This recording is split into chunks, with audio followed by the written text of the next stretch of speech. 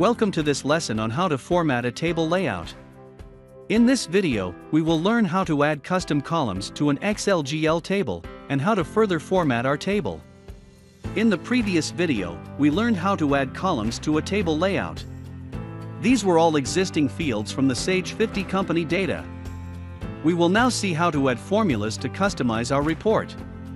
We added a few columns from our previous report to show the total amount and currency for each invoice. As we can see here, most of the amounts are in Canadian dollars, but some are in United States dollars. We would like to add a column to show the total amount in the home currency, Canadian dollars in this case. To do this, we will create a new column with a formula that will compute this amount for us. When creating a formula, always enter it in the first row of the table.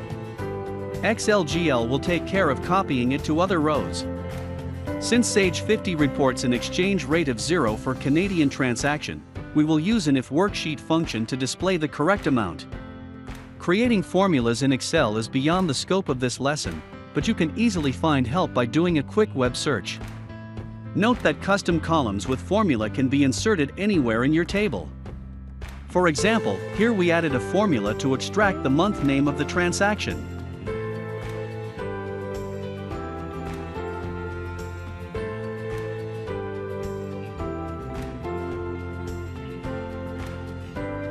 Although XLGL tables can be used as just a range of cells, it is usually a good idea to format them as Excel table.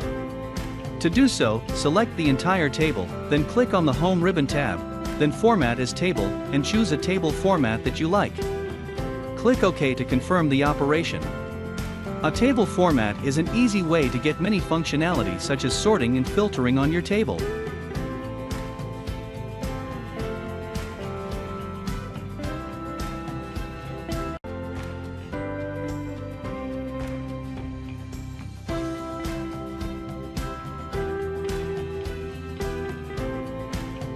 You can also use any other Excel formatting feature.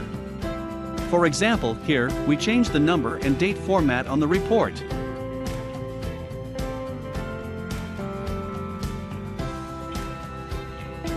In the next video, we will see how to change options for our table. This has been a lesson on how to format a table layout.